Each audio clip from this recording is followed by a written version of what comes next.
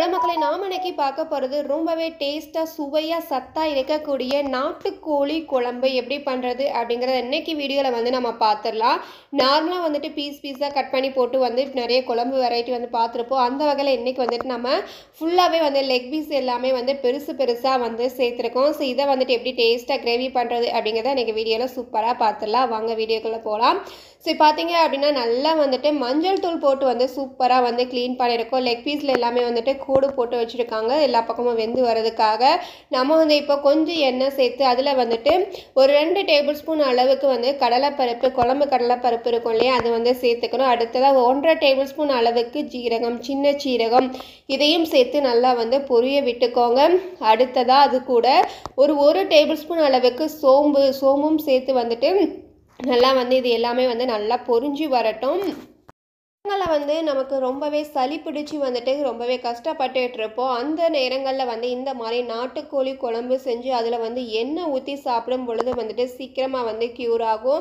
அது மட்டும் இல்லாமல் டெலிவரி ஆனவங்களுக்கு அதிகமாக நாட்டுக்கோழி சேர்த்துப்பாங்க பால் சுரக்கணும் அப்படிங்கிறதுக்காக.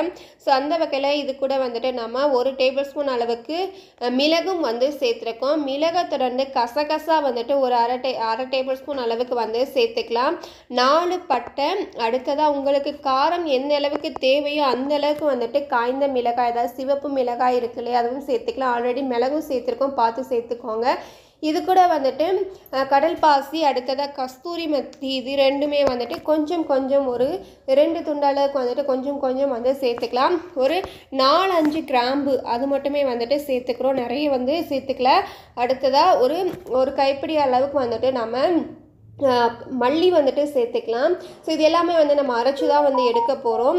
ஸோ அதனால் நல்லா வறுத்து எடுத்து தனியாக வச்சுட்டு அடுத்ததாக அதே பாத்திரத்தில் கொஞ்சம் எண்ணெய் விட்டு ஒரு 2 கைப்பிடி அளவுக்கு நம்ம சின்ன வெங்காயம் கட் பண்ணி வச்சுருக்கோம். அது கூட ஒரு அரை முடி தேங்காயம் சின்னதாக கட் பண்ணி வச்சுருக்கோம், அதையும் சேர்த்துக்கலாம். ஒரு 3 தக்காளி பழத்தை கட் பண்ணி வச்சுருக்கோம். ஸோ 3 தக்காளி பழம். இந்த ஸ்பூனில் 2 ஸ்பூன் அளவுக்கு மஞ்சள் தூளும் சேர்த்துக்கலாம். சேர்த்துட்டு நல்லா மிக்ஸ் பண்ணி விடுங்க. இது எல்லாமே பார்த்தீங்க அப்படின்னா ஆல்ரெடி சீரகம் இதெல்லாம் அரைச்சி வதக்கி வச்சுருக்கோம் இல்லையா, அது இந்த வெங்காயம் தக்காளி இதையும் நல்லா பேஸ்ட் பண்ணி வச்சுக்கலாம். நல்லா வதக்கிட்டு பேஸ்ட் பண்ணிக்கலாம். இப்போது இந்த கறி கூட இது எல்லாத்தையுமே போட்டு மிக்ஸ் பண்ண போகிறோம். ஃபஸ்ட்டு அரைச்சி வச்சுருக்க மசாலா நம்ம உள்ளே சேர்த்துக்கிறோம். அது கூட தேவையான அளவு உப்பு, கல்லுப்பும் நம்ம சேர்த்துக்கலாம்.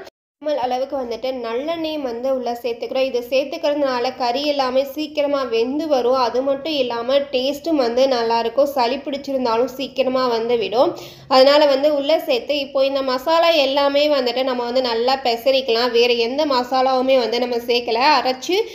வதக்கி அரைச்சோம் இல்லையா, அந்த மசாலா மட்டுமே நம்ம சேர்த்துக்கிறோம். இப்போ அதை கழுவியும் உள்ளே சேர்த்துக்கலாம். மிக்ஸி சாரை கழுவிட்டு அடுத்ததாக பார்த்தீங்க அப்படின்னா தேவையான அளவு உங்களுக்கு கறி வெந்து வரணும் இல்லையா, அது மட்டும் இல்லாமல் வெந்து வரது மட்டும் இல்லாமல் உங்களுக்கு தண்ணியாக வேணுமா அல்லது கிரேவி பதத்துக்கு வேணுமா அப்படிங்கிறத டிசைட் பண்ணிவிட்டு எந்த அளவுக்கு தேவையோ அந்த அளவுக்கு நீங்கள் தண்ணி சேர்த்துக்கோங்க.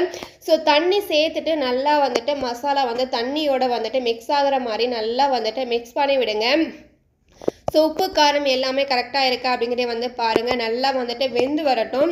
ஸோ இப்போ பாருங்கள் எந்த அளவுக்கு எண்ணெய் எல்லாமே பிரிஞ்சு சூப்பராக வந்திருக்கு அப்படின்னு சொல்லிட்டு டேஸ்ட்டும் நல்லா இருந்துச்சு. எங்களுக்கு தண்ணியாக வேணும் அப்படிங்கிறதுனால நிறைய தண்ணி சேர்த்துக்கிட்டோம். உங்களுக்கு கட்டியாக வேணும் அப்படின்னா நீங்கள் தண்ணி கம்மியாக சேர்த்துக்கோங்க. பட் டேஸ்ட் நல்லா இருந்துச்சு. ட்ரை பண்ணி பாருங்கள். இது போல் வீடியோஸ் நம்மளுடைய சேனலை மறக்காமல் சப்ஸ்கிரைப் பண்ணி சப்போர்ட் பண்ணுங்கள். ட்ரை பண்ணி பார்த்துட்டு கமெண்ட் பண்ணுங்கள் எப்படி இருந்துச்சு அப்படிங்கிறதை.